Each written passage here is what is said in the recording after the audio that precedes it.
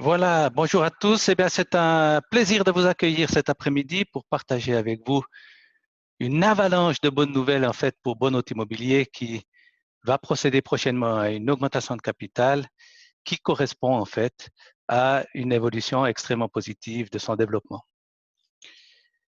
Vous trouverez les présentations qui sont ici en français, mais vous les trouverez en allemand, en anglais aussi sur notre site internet. Donc, n'hésitez pas à y aller si vous souhaitez obtenir cette présentation dans une autre langue. Voilà, Bonheur Immobilier a terminé son exercice semestriel, sa première moitié d'année. Les résultats ont été excellents et nous avons beaucoup de bonnes nouvelles à vous annoncer. Donc, des résultats semestriels extrêmement réjouissants puisque vous voyez que tous nos indices sont en progression. Les loyers ont augmenté d'environ 6% sur cette première partie d'année par rapport à la même période l'année passée. Le résultat net aussi d'environ 6%. Et le total du portefeuille a augmenté dans la même ampleur en termes de valeur, puisque le portefeuille total a passé de 985 millions à 1,055 au 30 septembre 2020. La valeur d'inventaire est quasiment inchangée. Bien sûr, c'est le résultat semestriel et donc il n'y a pas beaucoup de changements dans la valeur des immeubles. C'est essentiellement la valeur annuelle qui fait foi. La bonne nouvelle, c'est aussi que notre taux de perte sur loyer est resté relativement stable, ceci malgré les événements liés au Covid. Il faut dire que nous avons été extrêmement proactifs. Nous avons pu, dans la période difficile, réagir extrêmement rapidement, prendre des mesures, accompagner nos locataires et ainsi minimiser l'impact de cette période de fermeture pour un certain nombre de nos locataires à un minimum. Nous reviendrons un peu plus tard sur l'impact de ce Covid sur notre exercice 2020-2021. Le négoce de la part de Bonheur Immobilier en bourse s'effectue de manière également très ordonnée. La confiance des investisseurs est reflétée dans la prime actuelle, l'agio actuelle en bourse, qui se situe à peu près à 25% par rapport à la valeur d'inventaire. Nous avons maintenu notre coefficient d'endettement aux environs de 25%, comme nous l'avons maintenu à peu près à ce niveau dans les 10 dernières années. Au niveau du dividende, vous avez de manière historique aussi une bonne nouvelle, c'est que non seulement le dividende a pu être maintenu toutes ces dernières années, mais il a été en constante légère augmentation. Et cette année, malgré encore une fois la période un peu plus difficile avec le Covid, nous allons au minimum pouvoir maintenir le dividende qui a été versé l'année passée. Je vous parlais de notre ratio d'endettement. Vous voyez la grande stabilité entre 20 et 25% pendant les 10 dernières années. Et nous allons dépasser ce niveau habituel d'endettement en fin d'année avec de nouvelles acquisitions dont nous parlerons tout à l'heure, ce qui va nous amener à un ratio d'endettement de plus de 30%. Et c'est pour ça que nous allons réaliser une augmentation de capital pour nous redonner la flexibilité financière de continuer d'acquérir des objets de qualité quand les opportunités se présentent. C'est ici un graphe dont nous sommes particulièrement fiers, je le dois dire. Vous avez sur ce graphe l'âge moyen de notre parc. Donc, c'est l'âge économique, c'est euh, un immeuble qui est très vieux et qui a été tout refait, on l'a rajeuni. Et puis, un objet qu'on vient de construire, eh ben, il a 0, 1 an, 2 ans.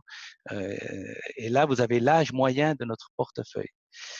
Et vous voyez que nous avons réussi au cours de ces 10 dernières années à non seulement maintenir l'âge économique de notre portefeuille, mais même à le diminuer légèrement.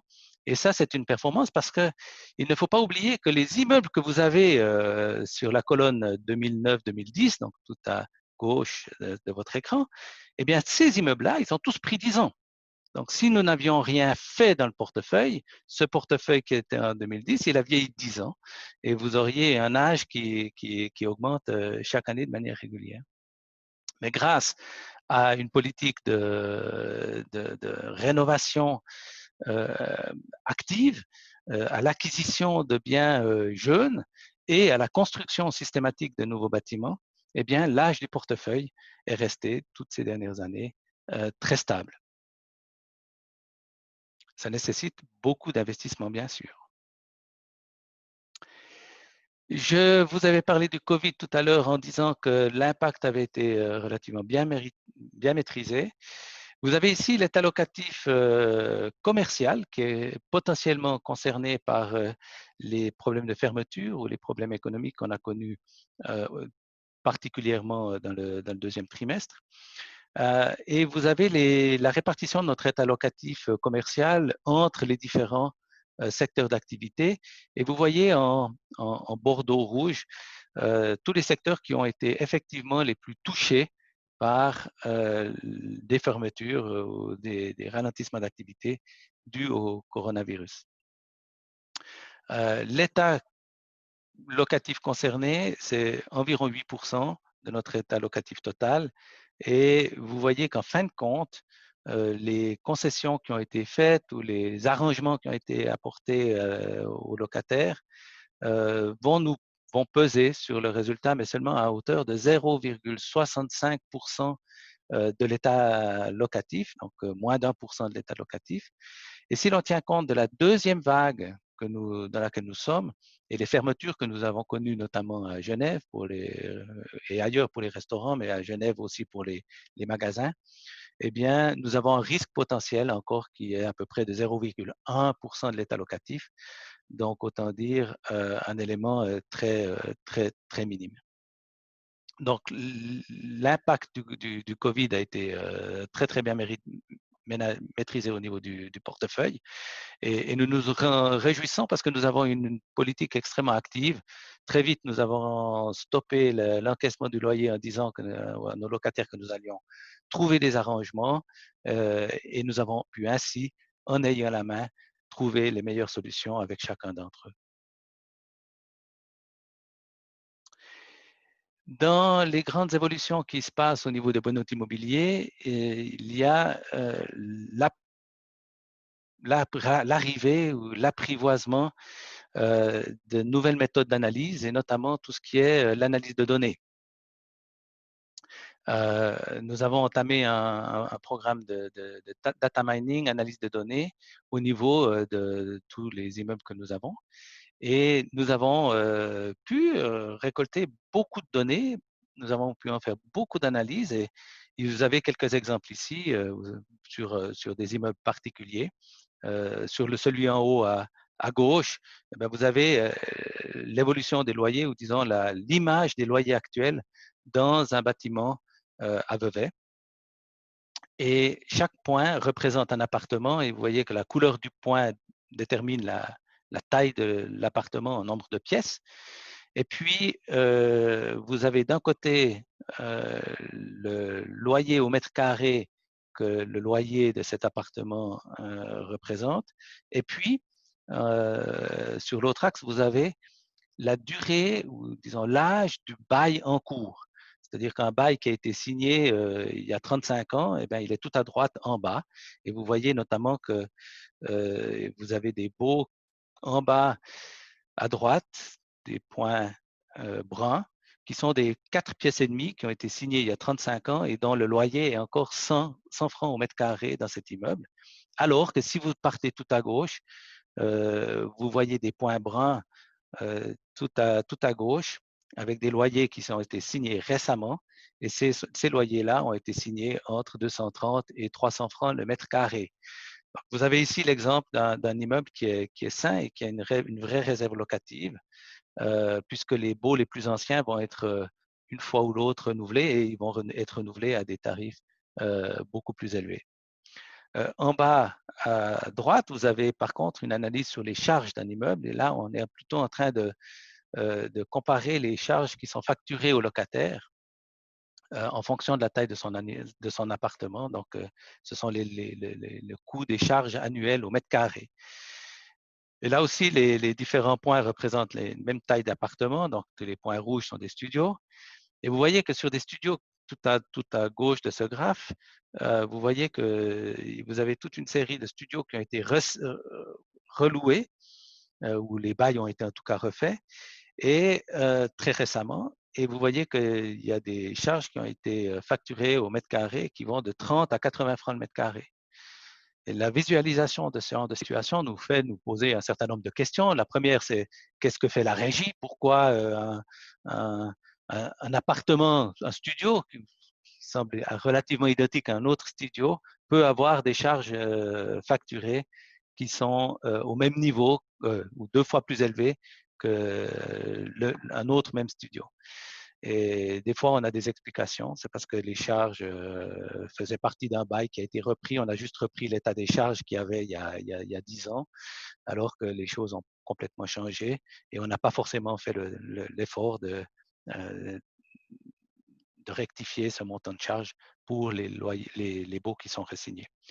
Donc, ça nous permet de visualiser là une analyse sur le niveau des charges, de savoir comment après faire les décomptes de charges et puis aussi de visualiser le travail des régies, de savoir s'ils font un suivi serré, s'ils essaient de ramener les choses de manière optimale.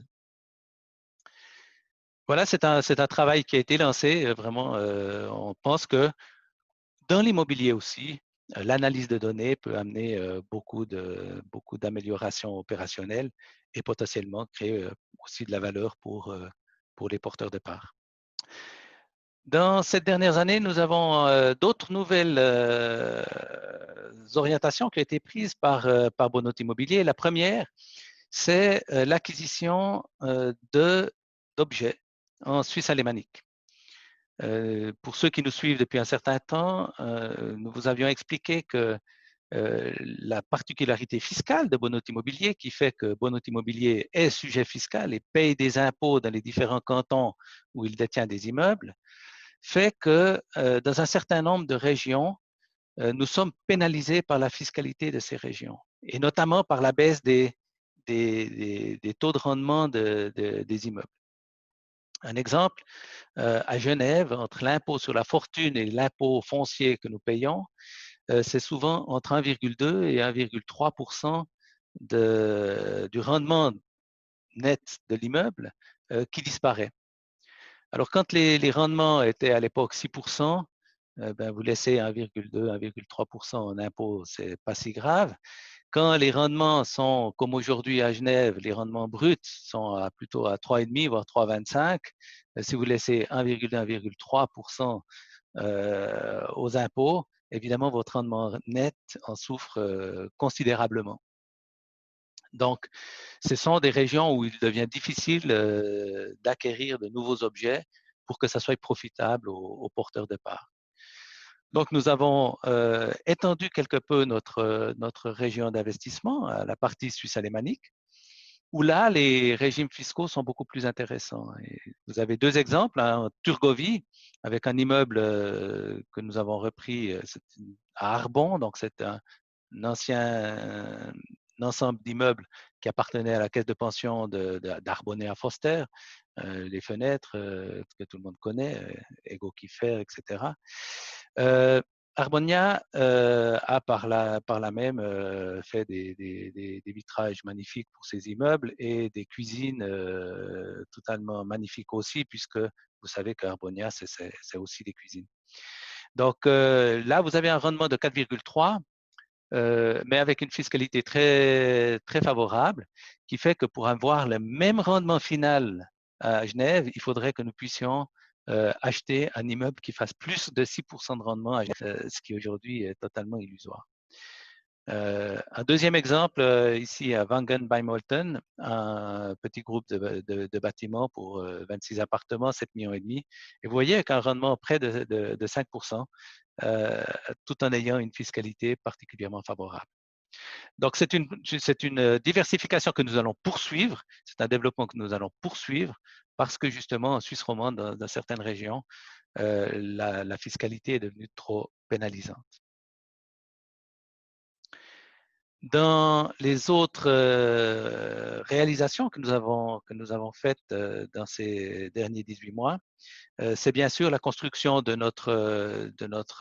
c'est devenu en fait une promotion à Neuchâtel, à la rue des Sarres, 15 appartements. Au début, nous pensions en garder 5, en vendre 10. Vu l'engouement du public pour ces réalisations, pour finir, on a décidé de tout vendre, pas parce qu'il fallait vendre, mais parce qu'on a vu aussi que la demande pour les appartements n'était pas du tout uniforme. Donc, on avait 3 entrées, on pensait que la demande allait se concentrer sur 2 entrées et qu'on allait garder la troisième. Et en fin de compte, la demande a été globale à travers toutes les entrées. Et donc, on ne voulait pas garder 5 immeubles qui soient un patchwork d'immeubles au troisième étage dans l'entrée 1 et le rez-de-chaussée l'entrée 2 et l'étique de l'entrée 3. Donc, on a décidé de tout vendre. C'est une opération qui a été très, très rapidement menée avec un bénéfice avant impôt d'environ 2 millions, ce qui est tout à fait raisonnable dans le cas présent. Et la bonne nouvelle, c'est qu'on a pu vendre ces objets à des prix qui sont très attractifs, je pense, pour ceux qui ont acheté, puisque le prix moyen PPE était 6 475 francs, comme vous le voyez, pour des appartements qui étaient grands avec des splendides vues sur le lac et une qualité de construction clairement en dessus de la moyenne. Nous, outre cette construction, nous avons d'autres projets en cours et notamment, vous le savez, notre grand projet à Bourgard, aussi Neuchâtel, une parcelle également vue sur le lac depuis tous les endroits de la parcelle. Nous avons réalisé un concours sur cette parcelle avec 63 projets présentés et le lauréat, le bureau LVPH à Fribourg, va poursuivre dans l'affinement maintenant de ce projet pour, si possible, obtenir un plan spécial d'ici à peu près 12 mois, donc à la fin de l'année prochaine. L'investissement total sur cette parcelle sera environ 60 millions quand même, donc un très très beau projet. Et l'avantage d'un projet comme ça, c'est que la localisation est tellement exceptionnelle que quel que soit l'état du marché au moment où ça sortira de terre et ça sera mis en location, cela se remplira. Nous avons, outre les constructions, un certain nombre de projets en cours, d'objectifs que nous cherchons à atteindre. Le premier, ça sera, vous l'avez lu dans les communiqués que nous avons faits, au début de l'année prochaine, où nous allons transformer Bonheur Immobilier en SICAV immobilière. Pas de changement pour les investisseurs, la défiscalisation reste, aucun changement au niveau des immeubles, simplement les immeubles vont être transférés dans la SICAV qui va reprendre les actifs et les passifs du fonds immobilier. Et l'avantage, c'est que les immeubles seront inscrits au nom de la SICAV au registre foncier. Aujourd'hui, vous savez que comme fonds immobilier, les immeubles sont inscrits au nom de la direction de fonds pour le compte du fonds. Donc ici, nous avons un avantage ou une évolution avec cette fois les immeubles qui seront directement inscrits au registre foncier au nom de la SICAV, donc indirectement au nom des porteurs de parts. Dans les autres développements, on continue je l'ai dit, à rechercher des biens sur la Suisse alémanique. Nous pensons que nous avons une capacité de nous développer encore de ce côté-là et nous trouvons des opportunités qui sont vraiment encore accréditives pour le porteur de part parce que nous voulons absolument éviter la dilution de la qualité du portefeuille par l'acquisition de biens qui ne seraient pas idéaux pour le portefeuille. Je vous l'ai dit, le data mining, l'analyse de ces données est devenu un élément important dans l'évolution du fonds. Nous voulons vraiment pouvoir optimiser tous les éléments de charge, les éléments de gestion, de façon à rendre ce portefeuille aussi efficient, efficace et d'aussi bonne qualité que possible.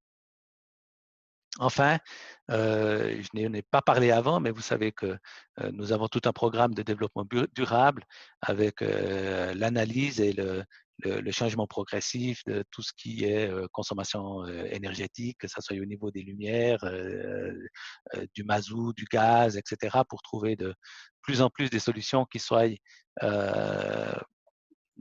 durables dans leur ensemble. Et là, ça passe par aussi l'analyse de tous les immeubles en termes de potentiel photovoltaïque, de qualité de fenêtre, de qualité d'enveloppe, etc. Il y a tout un programme qui se fait. Et ça, c'est la partie énergétique. Mais évidemment, il y a aussi d'autres éléments tels que la qualité de l'habitation qui est fournie aux locataires, la sécurité dans les immeubles avec des fermetures de portes d'entrée, etc. Tous des éléments qui paraissent secondaires et des fois anodins, mais qui font aussi partie de la qualité de vie dans un endroit où on veut habiter. Donc, tous ces éléments sont toujours en cours et seront poursuivis à l'avenir. Vous le savez, donc nous avons annoncé une augmentation de capital d'une nouvelle action pour 10 détenus aujourd'hui. C'est une petite augmentation de capital. Bonote Immobilier a eu un historique des petits pas. On ne veut pas aller trop vite.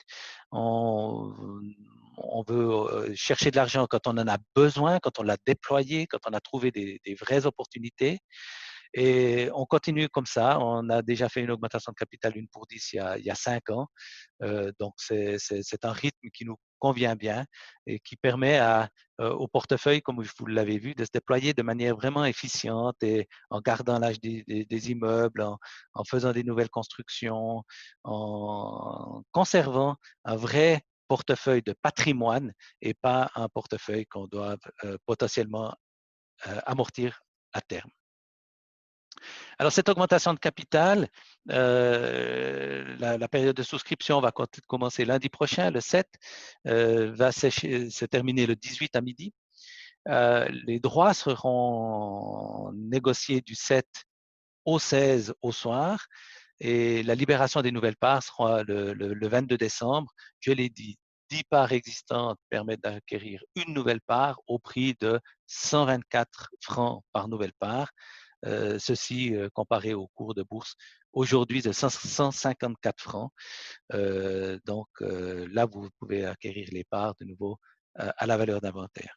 Objectif attendu 75 millions et la destination de cette augmentation de capital, eh bien, ce sont de nouveaux investissements et de pouvoir réduire aussi légèrement et de ramener notre degré d'endettement dans sa norme habituelle après ces acquisitions.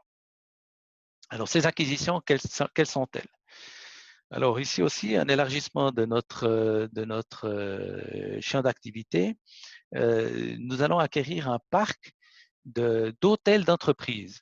Tout le monde connaît les Regus, qui sont des hôtels de bureaux, où on peut louer un bureau, où on partage des salles de conférence, des photocopieuses, des cafétérias.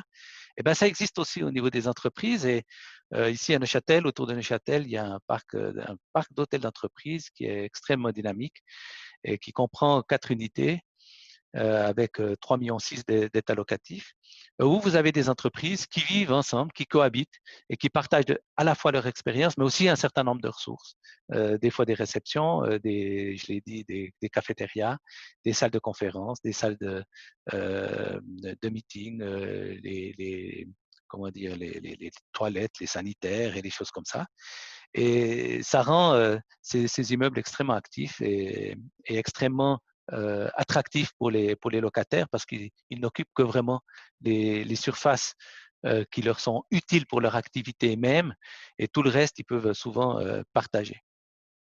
Donc, ces 4 immeubles extrêmement bien situés sur le littoral ici à Neuchâtel et le long des voies de communication, et puis un immeuble à Chaux-de-Fonds. Voilà, le total de cet investissement, c'est environ 54 millions. Vous le voyez avec 3,6 millions d'états locatifs. C'est un rendement tout à fait correct. Et le taux de vacances actuel est 6%. C'est un net allocatif, un taux de vacances qui est un peu surévalué dans le sens où nous avons actuellement toute une série de parcs de places libres sur un des bâtiments en prévision de la construction potentielle d'un deuxième bâtiment.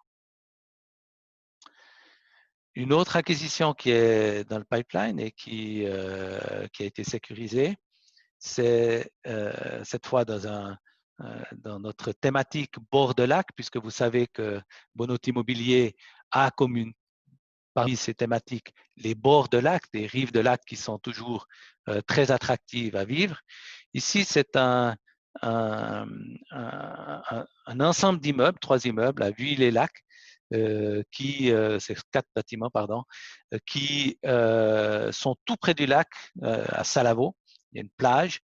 Ce sont des appartements qui sont du studio 4 pièces et demie, et ce sont des constructions de grande durabilité. C'est tout à fait dans notre chemin d'action. Vous l'avez vu, c'est écrit Minergie, mais pas seulement, c'est vraiment panneaux photovoltaïques, pompes à chaleur, qualité de construction irréprochable, buanderie gérée avec carte de crédit, avec les méthodes les plus modernes qui réduisent le travail du concierge, etc. Le seul petit défaut de cet ensemble, c'est que Salavo est un endroit qui doit être dans lequel on doit vivre avec une voiture. Mais à part ça, on est au bord du lac, on a des constructions d'une qualité exceptionnelle. Et vous le voyez ici avec encore des rendements qui sont de 4,7, c'est le rendement sur lesquels on achète, et qui sont aujourd'hui difficiles à trouver pour des immeubles qui sont quasiment neufs et totalement occupés. Voilà, cet investissement de 7 millions, 16 millions ajouté aux 54 de InnoPark, les parcs d'hôtels d'entreprise, vous donne les 70 millions plus ou moins de l'augmentation de capital.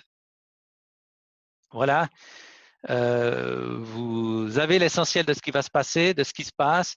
Donc aujourd'hui, une très belle visibilité avec des objets qui viennent, des programmes en cours, un portefeuille qui se développe de manière tout à fait positive, qui conserve son attractivité et qui investit pour maintenir son attractivité.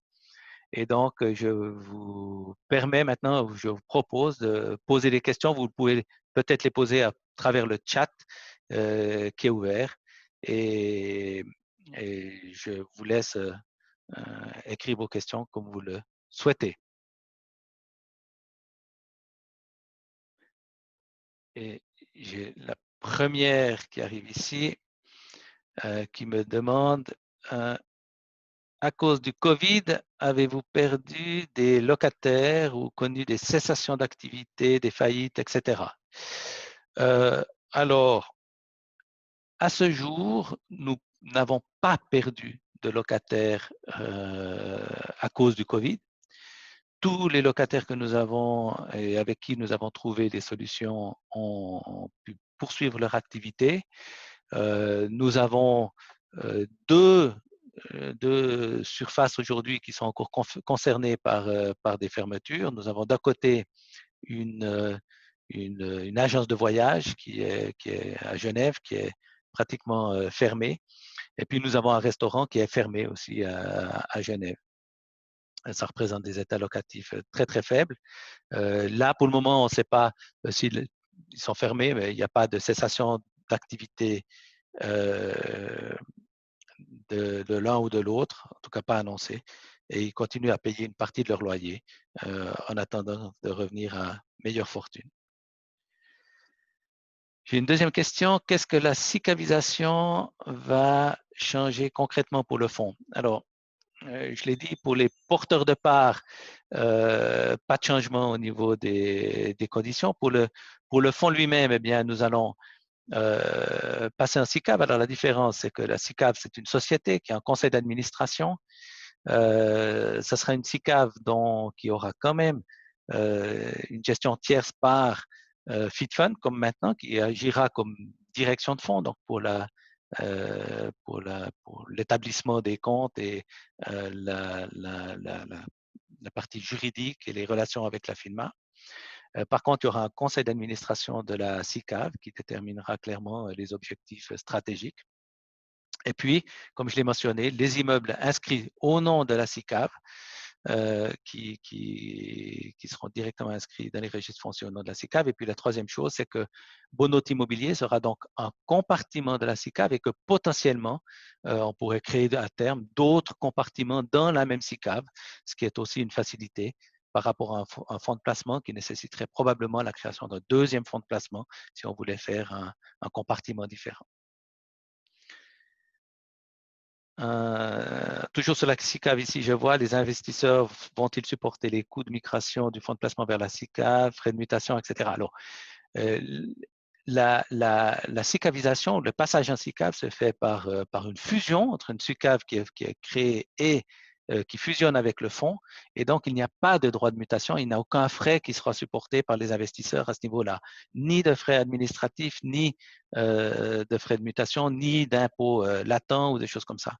Donc, tous les rulings ont été obtenus avec tous les registres fonciers, toutes les administrations fiscales, pour qu'il n'y ait absolument aucun frais lié à cette SICAVisation, à ce passage à la SICAV, auprès d'aucun des cantons concernés. Donc, pour l'investisseur, absolument aucun frais pour la SICAV.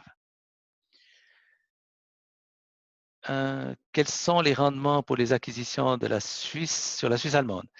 Alors, je l'ai brièvement mentionné pour l'un d'entre eux. Donc, on est à peu près à 4,3% sur brut sur l'acquisition à Arbon, la plus grande, qui fait 19 millions, et à peu près 5%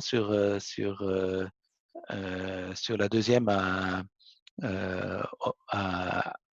Wangenham by Olten, pardon. Ce sont des rendements qui sont un peu plus bas donc, à Arbon parce que l'état des loyers est très bas et qu'il y a une réserve locative qui est relativement importante. Ce qui est moins le cas à Arbon. Non, ce qui est moins le cas à Wangen by Olten. Est-ce que la banque sera active dans le management d'Innopark et le choix des sociétés qui y sont hébergées? Alors, dans le cas d'Innopark, il y a une société qui s'occupe très, très bien de ce parc. Il y a évidemment toute une partie administrative qui est claire, qui est comme dans n'importe quelle location ou quel établissement. Mais il y a une partie qui est plus facility management. Et aujourd'hui, il y a une société qui s'occupe déjà de ce facility management, c'est-à-dire justement les salles de conférence, les cafétérias, tous les locaux communs, etc. Et qui s'arrange aussi des relocations et tout. Et nous allons conserver la situation actuelle parce que aujourd'hui, c'est une équipe gagnante, ça fonctionne très, très bien. Et comme on dit toujours, on n'a pas intérêt à changer une équipe qui gagne. Donc, au niveau du choix des sociétés qui sont hébergées, là aussi, ben, on choisit des locataires de qualité. Aujourd'hui, dans les locataires de qualité, il y a par exemple les PFL, le CSEM, l'État de Neuchâtel, des sociétés Mayer-Burger, des grandes sociétés comme ça, qui sont dans ces locaux. On travaille aussi, on continuera de travailler avec la promotion économique, qui évidemment pour qui c'est un interlocuteur intéressant pour implanter de nouvelles sociétés. Et donc, on va continuer de travailler dans la continuité. Je vois ici aussi, voyez-vous des opportunités d'investissement commerciaux tels que dépôts logistiques, stockage, etc. À ce stade, non. On agit de manière ponctuelle. Ce parc aujourd'hui d'hôtels d'entreprise, on s'y est intéressé parce que c'est dans notre jardin. C'est près de chez nous, ce sont des sociétés qu'on connaît, ce sont des débiteurs qu'on connaît, on maîtrise les choses, on a une très bonne interface avec la promotion économique, avec la majorité des locataires. Donc, ça nous permet d'être très proche de ce qui se passe et puis d'être potentiellement à un moment donné partie prenante dans quelque chose qu'on peut maîtriser. On n'a pas vraiment envie de faire trop de commercial avec des dépôts, du stockage, des choses comme ça ailleurs, bien que ça soit un secteur d'activité qui aujourd'hui représente un certain intérêt hein, avec le développement, on l'a vu, des modèles online. On a tous ces besoins de logistique à gauche, à droite et on voit que c'est un secteur qui a le vent en poupe aujourd'hui. Mais on n'y est pas particulièrement intéressé. Autre question, achetez-vous avec des rendements plus faibles sur Lausanne et Canton de Vaud? Alors, dans nos acquisitions actuellement, on est extrêmement restrictif. Comme je l'ai dit, on ne va pas acheter pour acheter avec des rendements trop faibles. On ne veut pas diluer la qualité actuelle de notre parc.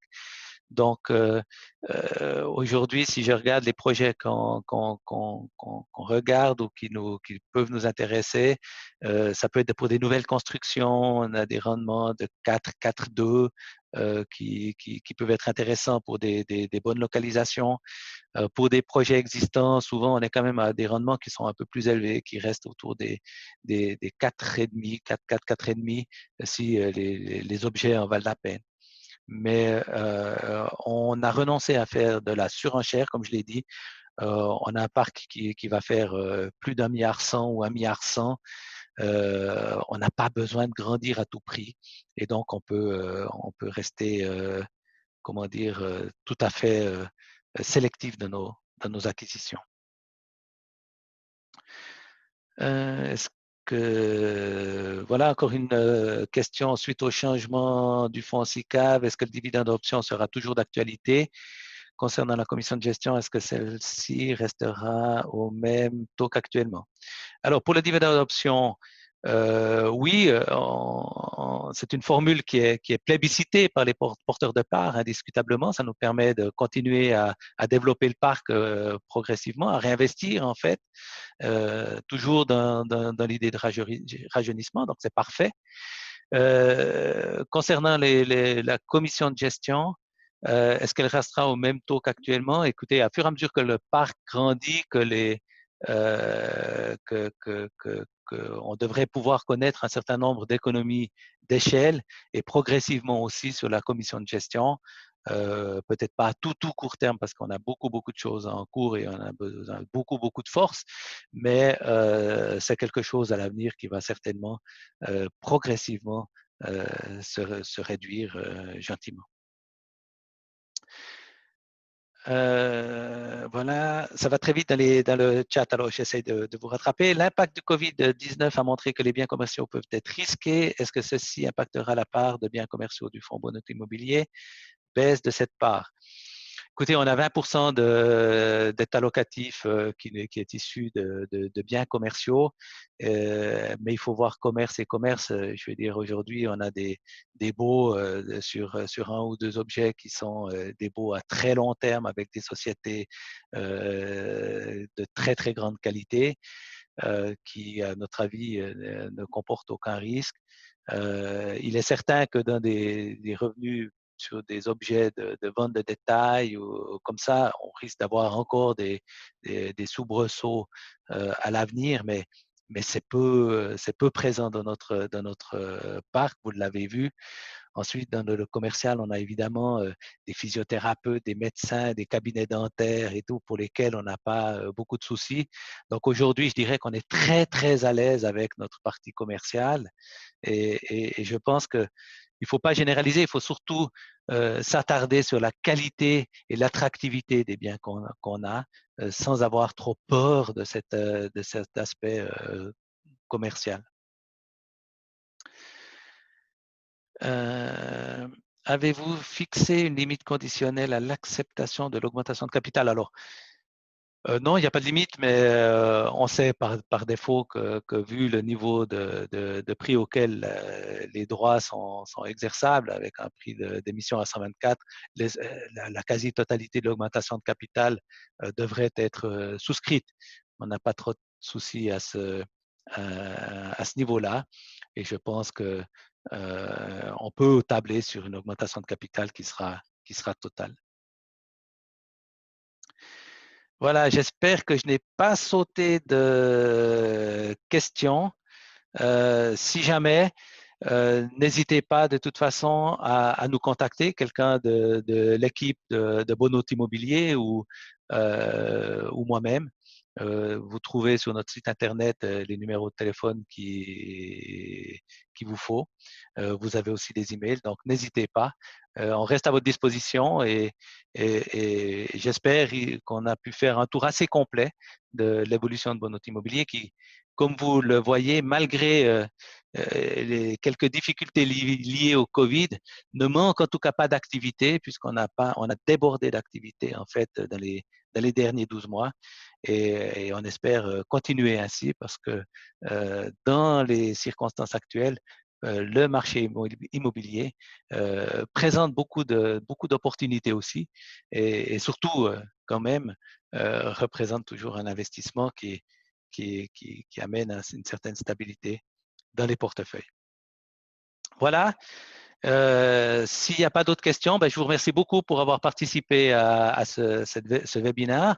C'est une expérience qui nous est donnée là par cette augmentation de capital. C'est une occasion de vous parler en direct.